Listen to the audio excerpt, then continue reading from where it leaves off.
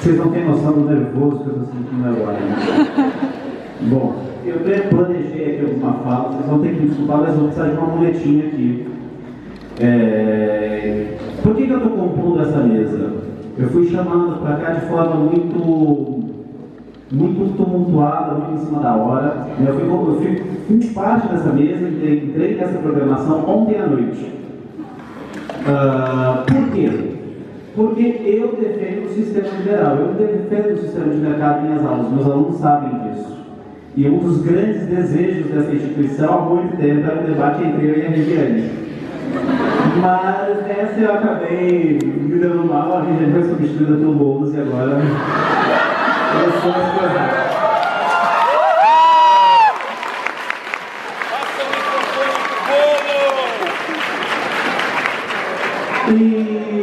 Então, eu queria começar com 3 esclarecimentos, para começar. Em primeiro lugar, enfim, todo lado do Guilherme Boulos, e isso me alegra. E não me alegra a despeito de ser liberal. Me alegra porque eu sou um liberal. Porque ser liberal é defender a liberdade. A liberdade econômica, a liberdade da livre iniciativa, como se gosta de falar, mas inclusive e principalmente a liberdade de expressão e a liberdade de pensamento. Porque, bom, citando uma das bases do liberalismo, que é Kant,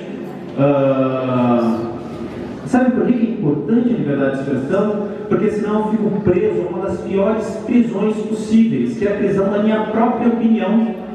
Se uma outra pessoa não pode dizer o que pensa, eu não tenho acesso a isso, eu fico aprisionado.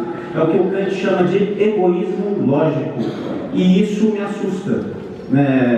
Por exemplo, chegou para a gente a notícia que há algum tempo o Amoedo, também ex-candidato à presidência, fez uma palestra na USP. Foi exigido o contraponto? Não que a gente saiba. Agora, todo mundo tem que ter um contraponto ou só quando o pensamento é de esquerda precisa de um contraponto? Todas essas coisas me estranham.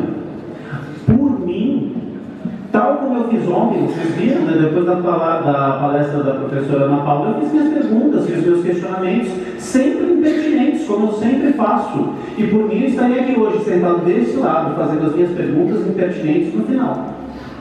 Porque não é verdade que sempre precisa de um contraponto. Tá?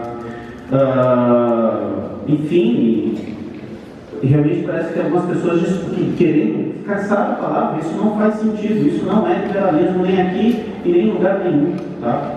Não há um pensamento crime como no livro de 1984.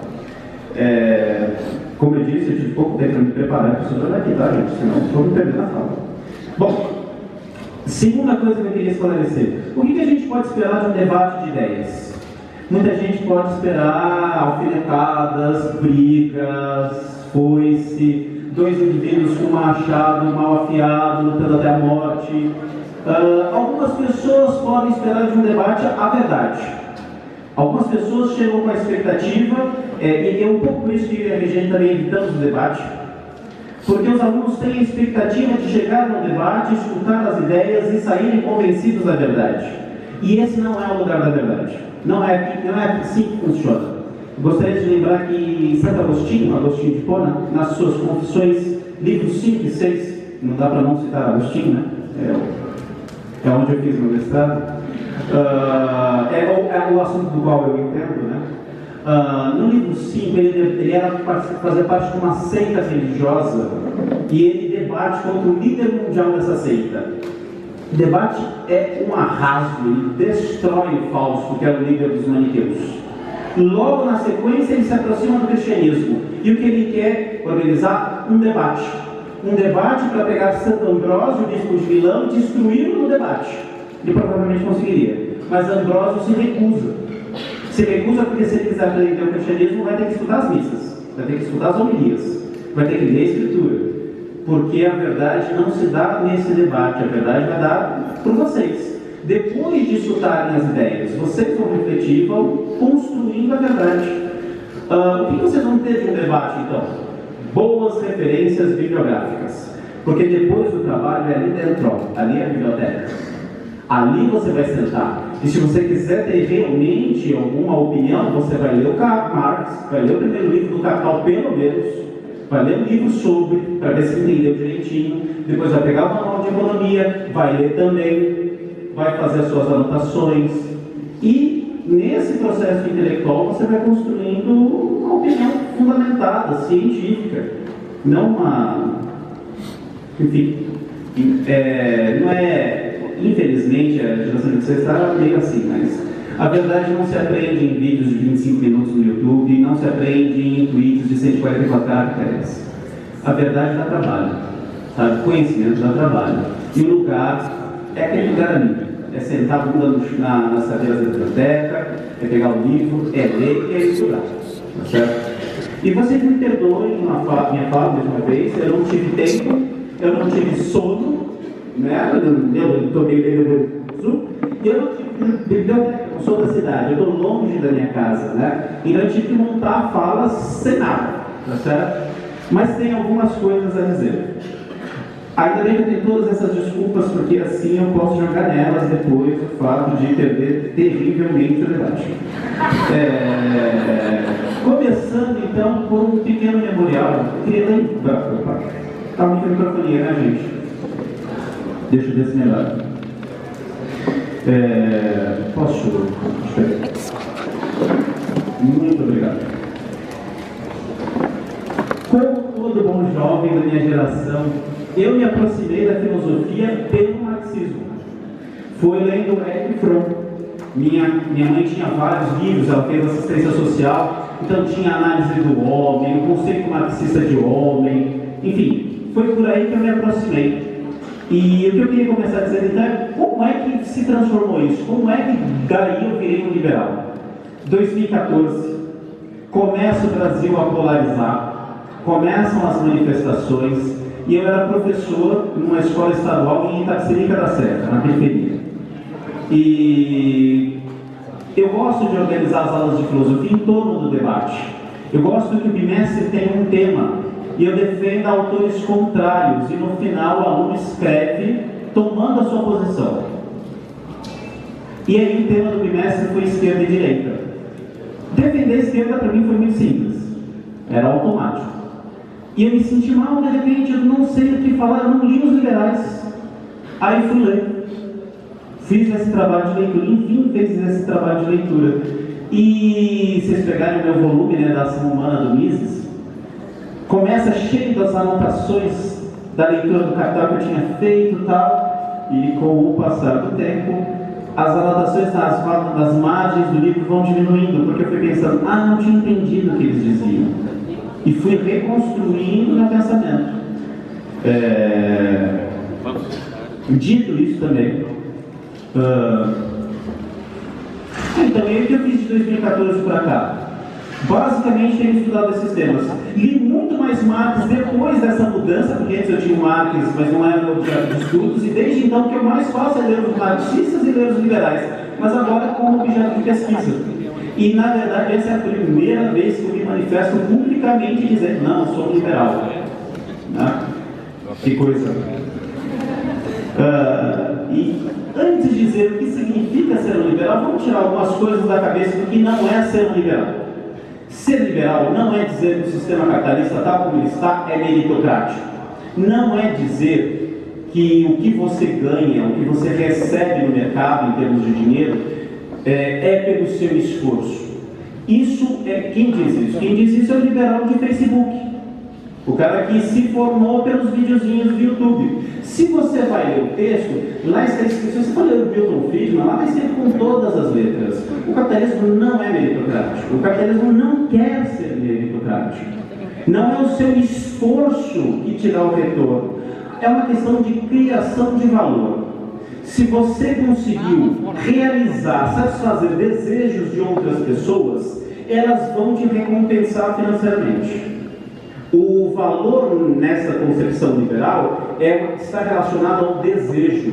Se você satisfaz o desejo das pessoas, elas estão dispostas a te dar uma contrapartida pelo seu trabalho. É por aí que vai a coisa, certo? É pela satisfação do desejo. Então não é meritocrático, você pode se esforçar, mas pode dar errado, você pode não conseguir um emprego, sua empresa pode falir, podem acontecer várias coisas e você se esforçou e a sua recompensa não será de acordo com o seu esforço. Se trata muito de sorte mesmo. Ter talento para ganhar dinheiro é uma questão de sorte, ninguém é melhor moralmente falando por ter ou não ter este talento. Você deve conhecer muita gente muito boa, mas que tem problema com dinheiro. Meu pai é assim. Meu pai era uma pessoa, era praticamente um santo, mas tinha uma empresa, foi à falência, porque ele não conseguia lidar com o dinheiro. Isso não torna a pessoa melhor ou pior, não é uma questão de mérito, é uma questão de conseguir se tornar útil para a pessoa, para o outro, conseguir satisfazer o desejo do outro. Essa é a base do sistema, essa é a ideia do sistema. E outro mito que se tem do liberal é que ele é contra o Estado. De fato, o liberal tem muitas críticas ao Estado, tem muitas críticas. Alguns liberais são muito radicais, querem um Estado mínimo. Aí tem também um pessoal que quer o anarcocapitalismo, mas aí de novo é só adolescente de Facebook. Mas um liberal razoável vai pegar, se você pegar um manual de economia como esse aqui é da biblioteca de vocês. Se você olhar ali pelo capítulo 6, vai ter um capítulo inteiro só sobre as falhas de mercado. O mercado, para nenhum liberal decente, é um jogo perfeito. Ele tem falhas, ele tem externalidades. E quem é que resolve essa falha? Adivinha? Para qualquer liberal? O Estado. É o Estado, ele tem um papel fundamental. Pode pegar aqui, não precisa ler até o capítulo 6, nem o primeiro capítulo. São os 10 princípios da economia. O 6º princípio, se não me falha a memória, é o governo torna o mercado mais eficiente. Então, e aí dizendo isso, pegando o gancho da fala do Rogério, o futurice, eu agora digo como liberal, o futurice me assusta. Me assusta. Não, o que me assusta não é que a universidade tem que fazer parcerias com as empresas privadas, com o mercado. Isso eu acho bacana. É importante que a universidade, principalmente a nossa parte tecnológica, nós somos um instituto também tecnológico, e é importante que os nossos professores da área tecnológica tenham essas parcerias com a empresa privada, que ela invista na pesquisa, etc. Mas é na pesquisa, primeiro, não é na administração. Isso aqui não pode virar uma entidade governada pelos princípios privados da administração, porque isso não é uma instituição privada. Porque aqui há uma falha de mercado. Saúde e educação não funcionam. O mercado distribui bem, depois vocês pesquisem, tem bens privados. Bens públicos ele falha. E aqui é um bem público. A mentalidade de mercado aqui fracassa. E tem mais coisa também que me assusta, que tem o liberalismo à brasileira. A gente ficou sabendo, por exemplo, a gente, uma empresa privada abrir uma fundação para financiar os projetos, tipo tudo isso, certo? O dinheiro que ela coloca nessa fundação é o dinheiro dela? Não. Ela vai atrás de instituições públicas, pega o dinheiro da instituição pública, paga a bolsa de pesquisa e fica com, sei lá, 10%. Isso não faz o menor sentido. O liberalismo brasileiro é isso, né? É o empresário pegando a sua parte do dinheiro público. Isso também não é nada liberal. Acho que estou facilitando as coisas para você. Pode se perguntar ou você vai abrir para perguntar? Depois. Se quiser, na verdade, acho que não vai ter muito tempo para pergunta. Bom, enfim, e aí poderia dar vários outros exemplos, como na história do Brasil. O que nós chamamos de liberalismo, no final das contas, é um assalto aos cofres públicos. O caso da Light no Rio de Janeiro, vocês não vão lembrar que vocês não sei se eram nascidos, mas sei lá, coisa de 10, 12 anos atrás, os bueiros, a Light era uma empresa pública, foi privatizada. A empresa privada não fez manutenção. Depois de 10 anos, os bueiros estavam explodindo, porque os transformadores explodiam lá dentro, as pessoas morriam, porque estavam na manutenção da calçada. E aí fizeram reestatizar. Então a gente privatiza o prejuízo, a gente estatiza o prejuízo e privatiza o lucro. Isso não é disso que se trata no liberalismo. Não, e aí que está, veja só que posição ingrata. Aí eu me declaro liberal. Eu tenho que, por um lado, me opor ao pessoal revolucionário. Fala, não precisa revolucionar a sociedade, dá para resolver a sociedade de mercado. Mas, por outro lado, eu também tenho que brigar com toda a oligarquia histórica que nesse país não conseguiu fazer nada. A gente estava falando disso ontem, né? O país não foi planejado, nada foi pensado. E a gente tem que brigar com esses dois lados ao mesmo tempo, mostrando que esse sistema é racional, apesar de todos os pesares históricos, apesar de toda a história da Constituição do nosso país. Esse sistema é defensável. Que trabalho que isso dá, né? Que trabalho que isso me dá. Mas tudo bem, a gente não foge da luta, não. E é por aí. Bom, dito isso também, mas já indo para o final, eu queria deixar mais um ponto, dois pontos que um liberal, que eu acho importante para pensar o liberalismo. Primeiro deles, um liberal que foi estudar os textos não é necessariamente alguém contra o sistema, contra políticas afirmativas em geral. O que nós defendemos? Riqueza não é um mal moral. Você não é uma má pessoa se você ganhou dinheiro. Desde que, primeiro, sua posse original, o dinheiro com o qual você começou, a sua propriedade, a posse original era sua, de direito. Segundo, as trocas se deram no mercado. Você não ficou subornando o político para vender coisa, certo? É uma competição, é uma cooperação. Então o mercado tem que funcionar como uma competição dentro de uma cooperação. É um joguinho menor, o mercado, dentro de um jogo maior que é a sociedade. A propriedade privada está nesse jogo menor, no mercado. No mercado você é dono da sua propriedade e vai usá-la para tentar ganhar dinheiro, etc. Mas veja só, a sua propriedade dentro desse jogo que é o mercado tem que estar pensada também dentro desse jogo que é uma cooperação, que é a sociedade. Por isso que você não pode, por isso que está na Constituição, você não pode pegar a sua propriedade privada e não fazer uso nenhum dela. Porque, assim, é fruto do seu trabalho, você tem uma participação nisso. Mas não é do seu trabalho individual. O seu trabalho é um trabalho social. É a sociedade inteira. É a sociedade inteira trabalhando para a produção.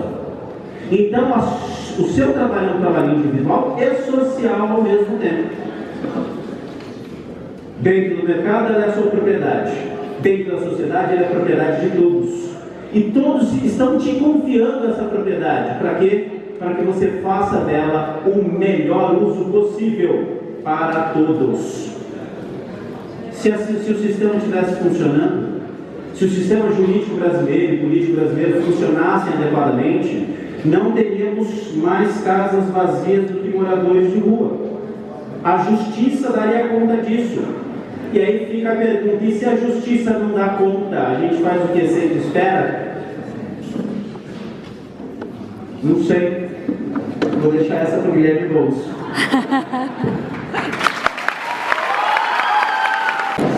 Bom dia a todos, bom dia a todos.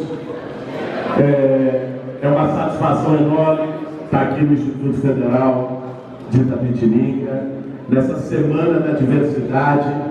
Eu quero cumprimentar a Regiane, que organizou, uma das organizadoras da semana.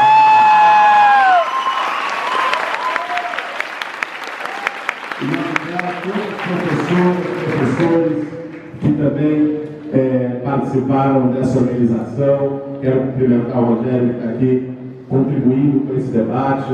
Cumprimentar o Rafael e dizer, João, pronto, Rafael, que nós precisamos de mais liberais assim no Brasil, porque os que se dizem liberais, lamentavelmente, acabam tendo um discurso, uma prática muito mais autoritária. Quero cumprimentar o Modena, não sei se está aí ainda, o reitor do Instituto Federal, e desde já, se estiver ouvindo aqui, cumprimentá-lo e parabenizá-lo pela coragem de ter, junto com o Ragnar, a quem eu quero também cumprimentar, diretor do Instituto, apesar de todas as pressões espúrias que aconteceram nesses dias, não ter arredado o pé, não ter coragem para defender a democracia. Parabéns a todos.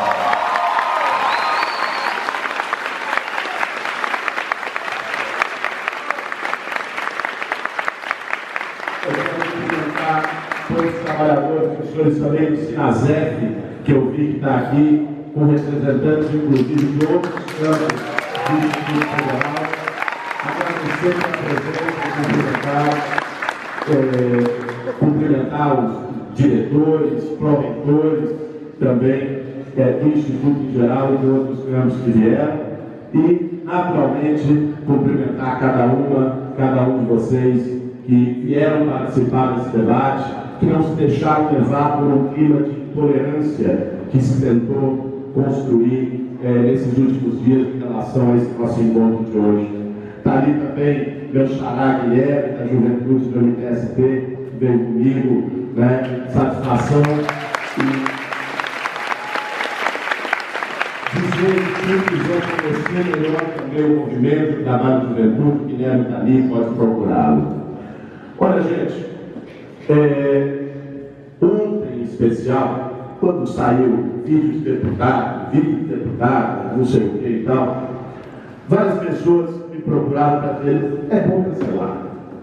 Não vai lá não. Não vai lá, porque só vai criar atrito, só vai, enfim, estimular gente que está querendo aparecer e se promover em torno desse debate. E eu tomei a decisão de vir, mesmo com isso, por uma razão, que é o fato de que, quando a intimidação vence o diálogo, quando o autoritarismo se impõe sobre a diversidade de opinião, sobre o contraponto, quem perde não sou eu, somos nós que estamos aqui. Quem perde é a democracia. E é isso que teria acontecido se nós deixássemos de fazer um debate, porque tem gente que, por alguma razão inexplicável, não quer ouvir posições contrárias às suas. Como bem colocou aqui o Rafael, frequentemente nas universidades, nos institutos, né, várias posições políticas se expressam. Isso é natural, porque de fato a instituição pública não é espaço para partidarização, mas é sim espaço para o debate político. Onde é que nós vamos debater os rumos políticos da sociedade brasileira se não forem instituições de ensino? É no quartel que nós vamos fazer esse debate? Numa sociedade democrática não pode ser. Historicamente, as instituições de ensino, e sobretudo as públicas desse país, ajudaram a construir o pensamento social e político brasileiro. E tem que continuar sendo assim. Muitos que falam em nome de uma escola sem partido, na verdade usam isso para defender uma escola com mordaça, uma escola do partido único, uma escola onde a posição contrária a dele não pode se expressar. Não podemos recuar diante do avanço do arbítrio. Essa é uma responsabilidade histórica que todos nós temos e que principalmente a geração de vocês, essa juventude que eu estou vendo aqui tomando um espaço tem, a responsabilidade de preservar uma democracia que, com todas as falhas, que está combalida, que apanhou bastante nos últimos anos, mas que foi conquistada com suor, com sangue, e que uma geração antes da nossa pagou com tortura e perseguição política para que hoje a gente pudesse estar debatendo os rumos do nosso país. Essa responsabilidade histórica está nas nossas mãos. Por isso, quando vem o arbítrio, quando vem a censura, quando vem a tentativa de silenciar, a nossa reação tem que ser não dar nenhum passo atrás. Vejam, esses dias, inclusive, nas últimas semanas, eu tenho feito atividades para debater sobre educação, sobre democracia, em universidades públicas e institutos federais pelo país. Duas delas foram proibidas. E por isso que eu ressaltei a coragem do reitor e do diretor. Porque o ministro da Educação falou diretamente com os diretores do Instituto Federal do Paraná e do Ceará para impedir as atividades que nós fizemos lá. Conseguiram impedir. Com papel, proibiram. Sabe qual foi o resultado? O resultado foi que nós fomos lá, fizemos essas atividades com 5 vezes mais gente na rua, em frente ao Instituto Federal.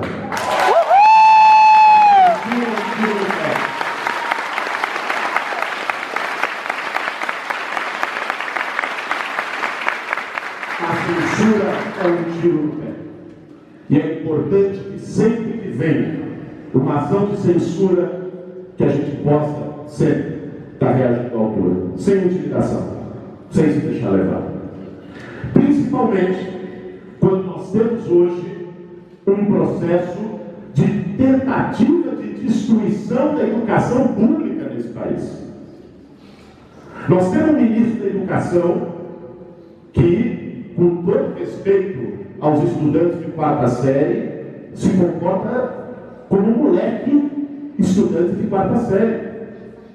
Nós temos um ministro da Educação despreparado, desqualificado, que ataca de forma gratuita quem não pensa como ele, que fica na rede social fazendo piadinha, como se não tivesse que lidar com o maior desafio desse país, que é o financiamento da educação pública. Ao contrário, enquanto fica botando cortina de fumaça, mantém os cortes de mais de 6 bilhões que comprometem os institutos federais e as universidades públicas desse país. Cortes que podem comprometer o funcionamento de todas essas instituições nos próximos meses, se não forem suspensos. No Ministério da Educação, quer dizer, não poderíamos aqui falar, né, de algumas particularidades que nos envergonham, né? Que vai se meter a fazer relação internacional e atacar o presidente da França, que vai fazer no Facebook ao vivo conta com bombom e erra a conta, né? Que confunde um escritor, que eu imagino que aí na biblioteca tem um livro, grande Franz Kafka, com um prato de comida árabe. Essa é a qualidade do nosso ministro da Educação. É o ministro da ignorância. Acharam hoje de manhã até o Queiroz. Difícil vai ser achar a inteligência no Weintraub, né? Mais difícil do que achar o Queiroz. Agora veja, o que está em jogo hoje no Brasil é uma situação de um ataque muito grave. O Darcy Ribeiro, um dos grandes educadores da nossa história, já dizia lá atrás, 40 anos atrás, 50 anos atrás, que a crise da educação brasileira não é uma crise, é um projeto. Há aqueles que ganham com essa crise. Há aqueles que querem a educação brasileira em crise permanentemente. Não é à toa que nós fomos o último país do continente americano a ter uma instituição de ensino superior. O último. Não é à toa que 500 anos depois, quando se teve uma expansão da rede de ensino superior, de institutos federais, de universidades federais, uma expansão, na nossa opinião, inclusive menor do que deveria. Mas quando se teve essa expansão, a reação de uma parte da sociedade brasileira foi ter medo, combater, porque tinha mais negro na universidade, porque passou a ter indígena e quilombola na universidade, porque passou a ter pobre, sem teto, sem terra, dentro da universidade e dos institutos federais, porque mudou o perfil de quem teve acesso ao conhecimento nesse país. E tem gente que vê isso não como um sinal de desenvolvimento social e cultural do nosso país, mas como uma ameaça. Tem gente que vê cota como uma ameaça. Tem gente que vê ter mais instituições de qualidade equipadas como essa como uma ameaça. Essa é a crise produzida e mantida da educação brasileira. E é por isso que os cortes que estão acontecendo nesse momento não são por acaso. Não são apenas uma questão orçamentária.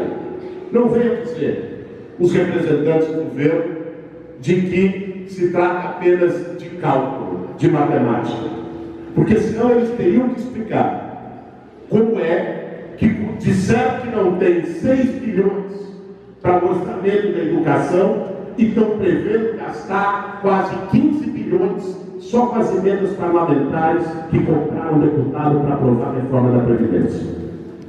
Como é que é isso? De um lado tem caixa e de outro não tem? Não é uma questão fiscal somente, é uma opção política, os cortes que nós estamos vivendo. E essa opção está associada ao que para mim é o tema mais grave. Por que corte? É claro que é grave, é claro que compromete, nós estamos falando do orçamento desse ano. O que está acontecendo no Brasil não compromete só esse ano, ou os próximos 3, 4 anos. Pode comprometer o nosso futuro.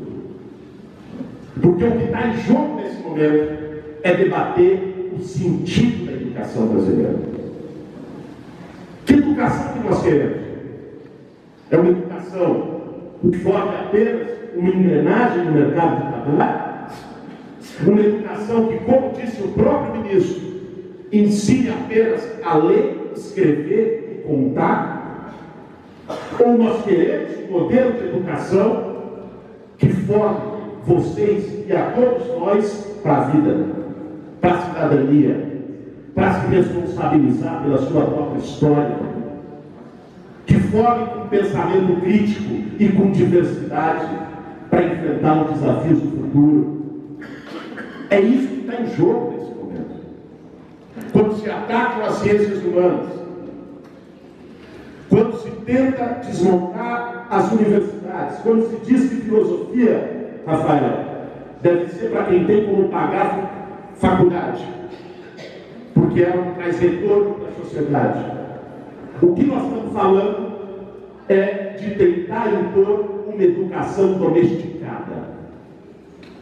É por isso que essa gente tem tanto ódio, ou melhor, tem tanto medo de Paulo Freire, do patrono da educação brasileira. Paulo Freire, que construiu um método de educação baseado na crítica, que parte da realidade das pessoas, baseado no aprendizado social. E ao contrário do que eles dizem, isso não é oposto à formação técnica que o Brasil precisa, não é oposto ao ensino em todas as áreas, das ciências exatas, das ciências biológicas, que todo país precisa.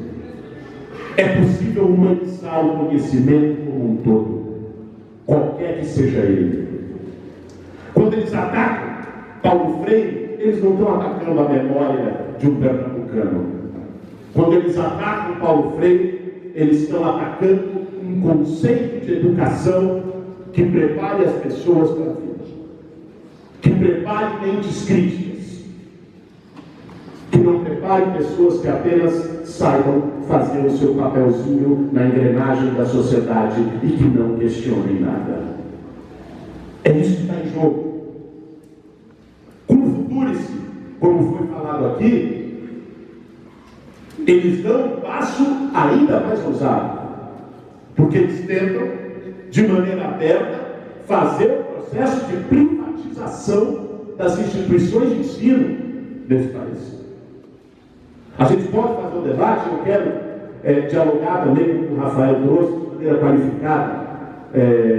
O Rafael trouxe um bom debate, um bom patamar de debate para nós, sobre os efeitos dessa privatização. Que não é apenas uma questão de princípio. Quem é de esquerda é contra a privatização. Nós temos que discutir o que significa e quais são as consequências de, por exemplo, uma empresa privada poder financiar o laboratório aqui do Instituto. Alguém acha que uma empresa privada vai financiar pesquisas, laboratórios, bolsas, linhas de investigação, iniciações científicas, por benevolência, por compromisso com a educação brasileira? Eu não creio. Pode até existir algum, eu não conheço, mas a maioria das empresas privadas não tratam o seu financiamento de pesquisas como uma doação, tratam como um investimento. Recentemente saiu uma matéria muito boa no jornal norte-americano, que foi reproduzida aqui no Brasil pela agência pública, sobre como a Coca-Cola investe em pesquisas pelo mundo. Milhões de dólares investidos pela Coca-Cola em pesquisas em universidades europeias, em Harvard, em tudo quanto é canto. Foram analisar o resultado dessas pesquisas. Todas elas, com dinheiro da Coca-Cola, chegavam à curiosa conclusão de que a Coca-Cola não contribuía para a obesidade. Veja, quem paga a banda escolhe a música. Se a empresa paga a pesquisa, ela vai querer o resultado dela. Frequentemente assim. Por que é que nós não temos, até hoje, vacina para doenças tropicais como a malária?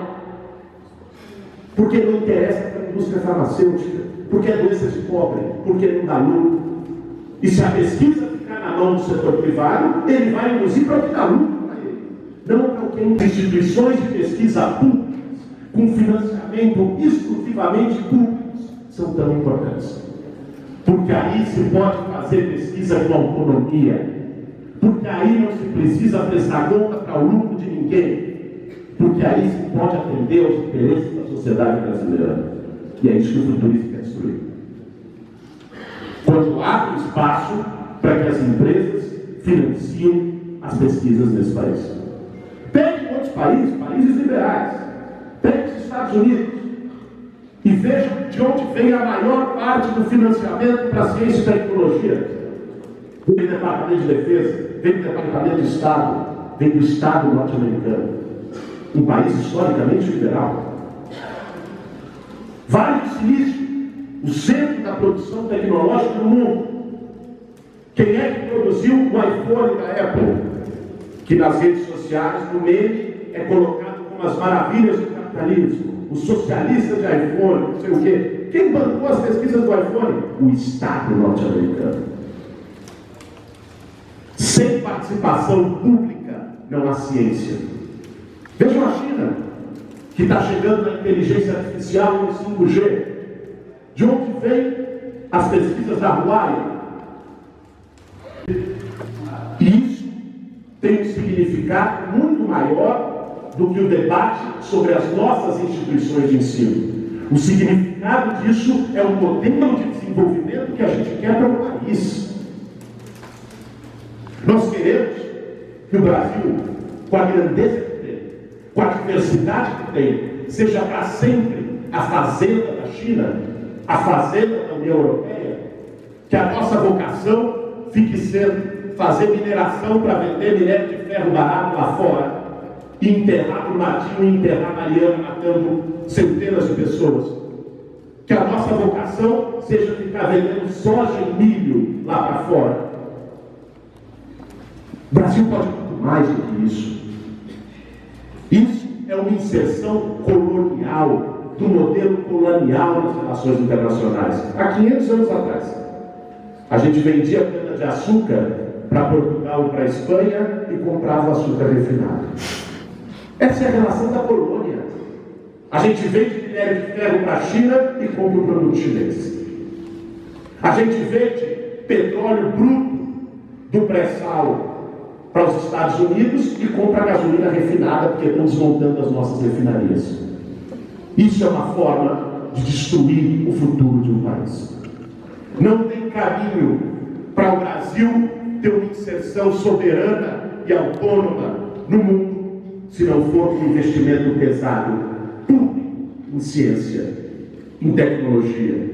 E são essas instituições que têm a responsabilidade de fazer isso. O setor privado não vai fazer por nós. Por isso que o futuro é muito mais do que a maneira de dar uma graninha para algumas instituições privadas. É também a maneira de, no longo prazo, preparar a cobrança de mensalidade nas instituições públicas, para reduzir a democratização delas. Mas é, sobretudo, um projeto que nos deixa numa inserção subordinada, colonizada diante dos outros países do mundo. Não à toa que quem se elegeu no ano passado nesse país, dizendo o Brasil acima de tudo, é o governo mais benquista da nossa história recente. Vai lá na porta do Donald Trump nos Estados Unidos, nos envergonha lá fora e estabelece relações que prejudicam o nosso povo. O que está em jogo é um projeto de destruição nacional. Mas eu queria comentar aqui um pouco uma questão que o Rafael trouxe, sobretudo a provocação, no bom sentido que ele fez, sobre o debate da propriedade. Porque eu acho que isso nos ajuda a entender o que é a formação desse país. Sabe por quê? Eu acho que nós não temos, no Brasil, uma corrente liberal séria. Você se expressou aqui um liberal sério. Você está falando das teorias liberais. No Brasil, quem se veste de liberal atua como neoliberal autoritário. Outro dia eu fui fazer um debate numa rádio com um cara do Partido Novo. Falaram, o cara é liberal, tal, não sei o que, fui lá. Eu olhei para ele e falei, pô, esse cara não lê a Nietzsche. Esse cara, assim, é um bolsonarista, autoritário, defensor de tudo que o liberalismo tradicional prega. Mas isso não é por acaso.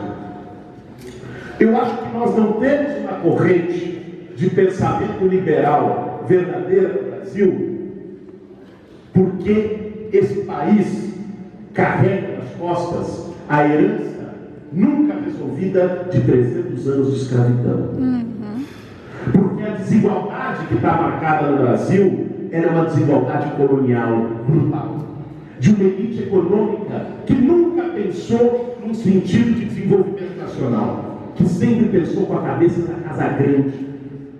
O Brasil é o inventor dessa aberração chamada quarto de empregada, dessa aberração chamada elevador de serviço. Isso não existe em nenhuma parte. Existe aqui, porque nós temos uma elite econômica que não superou a cabeça escravocrata, que acha que Bolsa Família é bolivariano, que acha que defender a universidade pública é coisa de comunista, leninista, marxista. Essa é a cabeça de parte da elite brasileira. E a construção das relações de propriedade no Brasil nasceram daí. A propriedade nesse país se construiu com roubo da propriedade pública, com grilagem. A lei de terras de 1850 foi a legitimação da grilagem, que começa com as capitanias hereditárias. Que os senhores, os coronéis, tomam as terras públicas na mão grande, criam os cartórios e legitimam isso. Esse direito é legítimo? Isso foi imposto pela força. Isso foi imposto expulsando os pequenos camponeses das suas terras. Assim se construiu as relações de propriedade nesse país. A grilagem, não sei se vocês sabem da curiosidade do nome, que é a falsificação de títulos de terra. O que eles faziam? Como a elite brasileira é de uma criatividade sórdida, eles faziam o seguinte: pegavam um documento dizendo, essa propriedade é minha, botavam numa gavetinha, numa caixinha cheia de grilo mesmo, bichinho, tiravam dali a um tempo, e o grilo tem um efeito que ele envelhece o papel. Então saía de lá um papel que parecia que era do século XIII, dizendo, olha aqui o meu título de propriedade. Por isso o termo grilagem. Foi assim que se construiu boa parte das relações de propriedade nesse país. E foi assim que se construiu uma desigualdade profunda no acesso à propriedade nesse país. O movimento social, o MTST, o MST, quando se organizam para fazer a luta pela moradia e pela terra, lutam contra essa injustiça histórica. Mas a gente nem precisa entrar no debate da legitimidade da propriedade. Rafael colocou bem aqui. A Constituição brasileira é clara. É verdade. A despeito de tudo isso, ela assegura o direito de propriedade. mas esse direito não é absoluto. Está lá, escrito. A propriedade tem que cumprir uma função social. E depois, foi feita uma lei federal, no governo Fernando Henrique, que não pode ser acusado de ser comunista, chamada Estatuto da Cidade. Se bem que hoje, né, os caras estão acusando todo mundo de ser comunista. O Mundial Fernando Henrique virou também. Mas enfim, Estatuto da Cidade. O Estatuto da Cidade diz: se uma terra não cumprir a função social na cidade, tem que ser notificada pela prefeitura, bota IPTU progressivo nela. Ou seja, o proprietário vai ter que pagar um imposto cada vez maior. Se depois de 5 anos, ainda dá a mamata de 5 anos, cara. Se depois de 5 anos ele não fizer nada, o Estado pode tomar a terra, por um mecanismo chamado desapropriação-sanção, pagando com o título da dívida pública. O Estatuto da Cidade foi aprovado em 2000. Vocês sabem quantas vezes a desapropriação-sanção foi aplicada? Nenhuma. Depois de 19 anos. Por quê?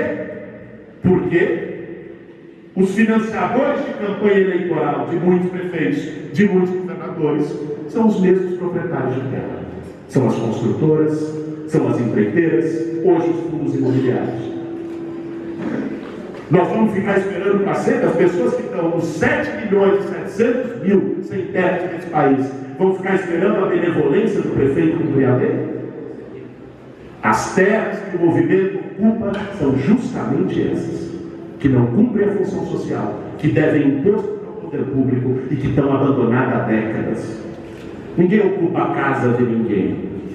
Isso é meme da internet. Alguns até são engraçados, eu confesso. Mas, lamentavelmente, o debate político no nosso país está reduzido a memes. Nós precisamos elevar esse nível de debate. Vamos debater Constituição, vamos debater Estatuto da Cidade, vamos debater política habitacional, política de reforma agrária para milhões de brasileiros que tiveram o seu direito de oportunidade negada. Agora, nós temos hoje em curso um projeto de destruição nacional. Não é só na educação. Nós falamos aqui na educação, mas nós poderíamos falar da Seguridade Social, do que representa essa reforma da Previdência, que foi feita dizendo que era para enfrentar privilégio, e eu não vi ninguém mexer nas pensões da cúpula das Forças Armadas, que tem média de R$ 13.700, e vi tirar 82% da economia da reforma do regime geral, que tem média de R$ 1.400 nos benefícios. Essa é a reforma que ia combater privilégios. Eu não vi ela mexer nas exonerações para o INSS do agronegócio e das grandes empresas desse país. Mais de 80 bilhões ao ano que o INSS deixa de arrecadar porque essa turma não paga contribuição previdenciária. Poderíamos falar aqui na Amazônia desse drama mundial que a gente está assistindo nos últimos dias. E vamos aqui dizer as coisas como elas são, com um português claro. O que está acontecendo na Amazônia não é acidente. O que está acontecendo na Amazônia é um crime. Um crime premeditado.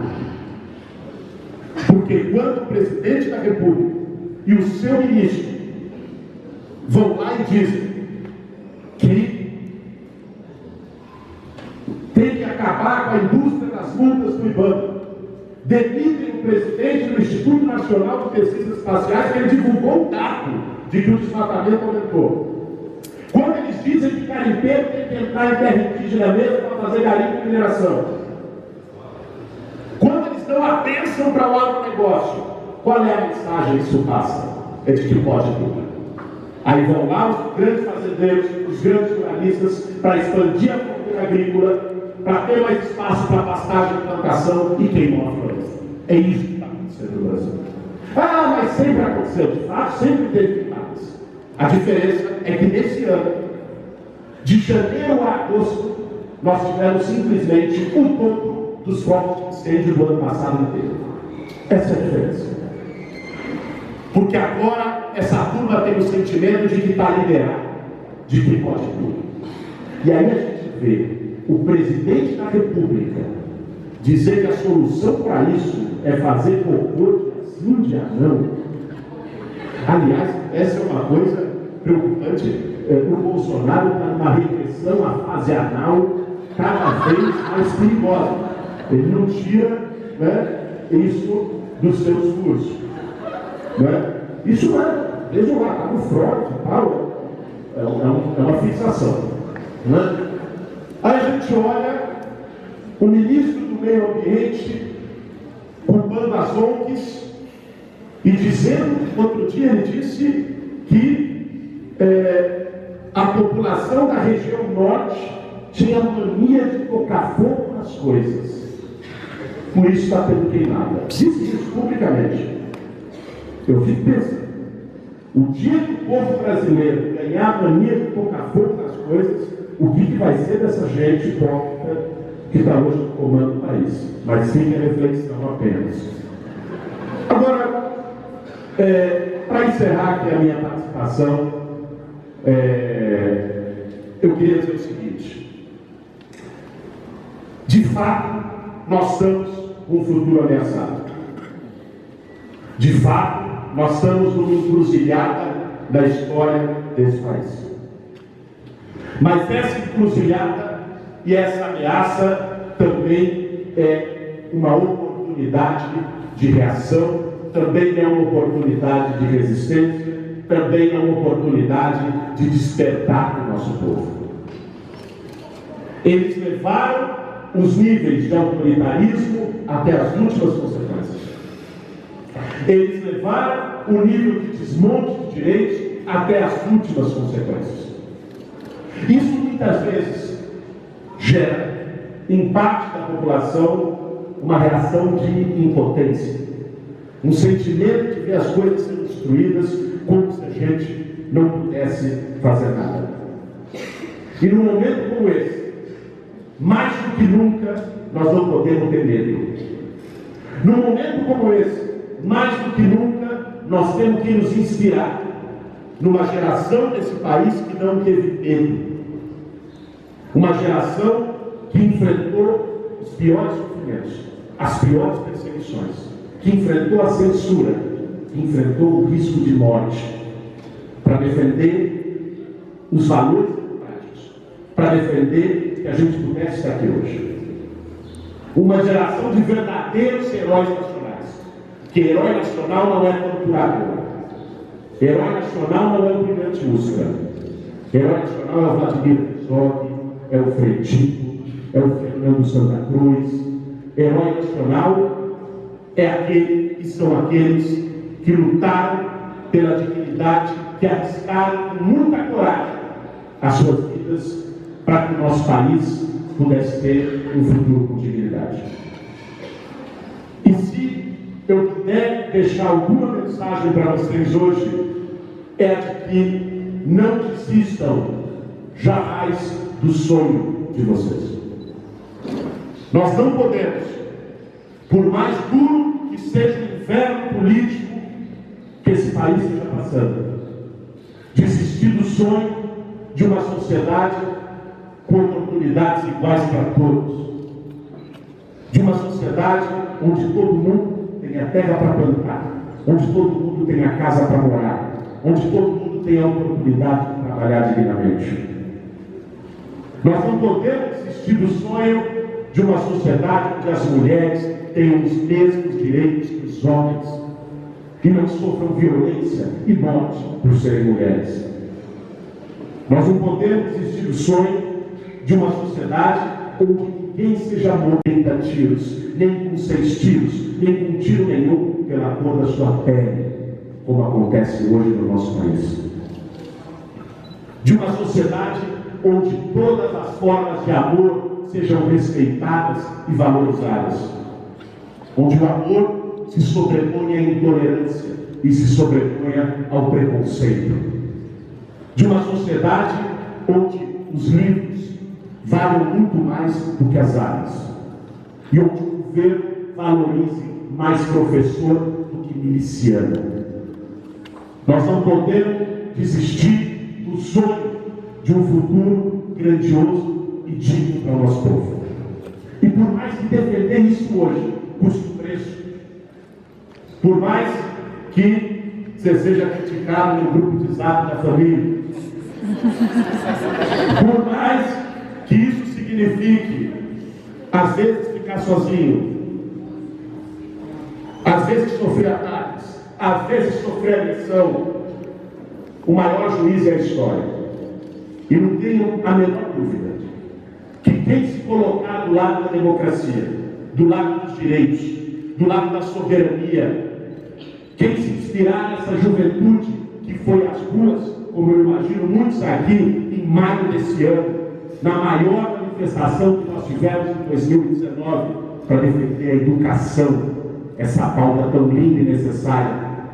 Quem se colocar desse lado, daqui a 10, 15, 20 anos, ou antes disso, não tem a menor dúvida que nós vamos ser lembrados como aqueles que estiveram do lado certo da história. Parabéns a todos vocês, parabéns a quem organizou esse debate, parabéns àqueles que aceitam a diversidade e que topam discutir com o diferente. Obrigado.